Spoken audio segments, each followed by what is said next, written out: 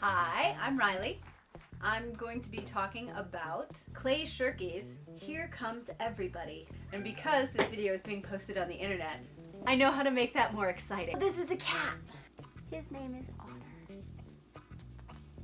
He'll stay right here. I don't think he will. So this book is mostly about what happens when transaction costs completely collapse. And so all these things that used to have to be managed by large businesses, because they were the ones who were best able to manage transaction costs, they're no longer the gatekeepers for collective action. And he's saying that mostly this has happened because of the internet. Anyway, so three of the main points that he talks about are how much user-generated content there is now, how we're breaking down the boundaries between what's amateur and what's professional, because it used to be designated by one of these gatekeeping companies like a publisher or a news corporation saying you had legitimacy as a professional, so you were a professional journalist. But now that there's the internet and literally anyone can publish anything anywhere, what defines a journalist? Even if you don't have a degree, if you're posting things online that have relevance and are meaningful, are you still an amateur? One of the other main points he made that I thought was really interesting was he brought out how all this collaborative action and online sharing really works in a different power scale than what we're used to. Like, we're always used to a bell curve distribution, right? But he's saying when you do this stuff where you've collapsed transaction costs, sometimes what you get is a power distribution. So you'll have one person up here who's done 50% of the work, then someone else has done 25% of the work, and then everybody else has done pretty much nothing. But that everyone else could be 85 people out of 100. So it's really interesting in that if you look at an average number, it's not going to tell you anything.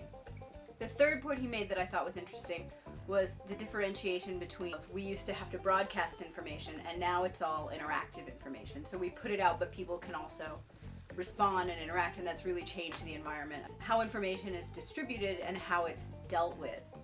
So in terms of marketing and in terms of our class, I think where this really applies mostly is in kind of the who and what steps. So now when we're looking at the who, we need to look at things at what's the size of audience we're looking to capture, and then in that power differential, where do they fit? Are they going to be somebody who posts 50% of the content or 25, or are they going to be one of the ones and two? Now, you're probably going to need a couple of the people who are up here, so how specifically do you target to them?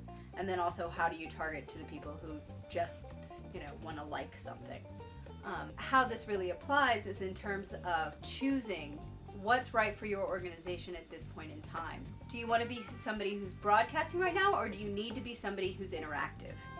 And if you are being interactive, what kind of tools can you use to engage people all along that power spectrum? So I had thoughts kind of like, stupid games. It's not stupid games. Games that require very minimal input. I mean, is there some way to do that for organizational goals? Or say, like, for the experimental college, here are the different kinds of quirky classes we can take. Take your top 8 friends. Becky's gonna be the one who takes Intro to Basket Weaving. Friend John is gonna take Flirting 101, and then you can kind of laugh at it, and it becomes interactive and something and gets spread around, but requires little effort on their part, but is still really fun. So the final point I want to make about this book is that it really also made me very afraid. Well, if we had no idea that these transaction costs could collapse, because nobody could imagine it, we just assumed that this would always be there, it just kind of makes you wonder what else is going to fall that we have no idea is going to fall. So, like, teleportation. Just as a final kind of book review note, did I like it? Yeah, it's easy to read. I think he kind of beats a dead horse. We get it, transaction costs have come down. It could have been about half this size. Or maybe a nice long article. But it was fun to read, so it wasn't like a bad deal. It was just a little repetitive. So yeah, I just want to say thanks to everybody. I thought this class was really fun this quarter. Thanks especially to Erica. Flattery never hurts. But I did think it was a really fun class, and I'd never done anything with marketing before, so this was a really good course for me. And I feel like I learned a lot. So thank you very much, and I hope everybody has a great spring break.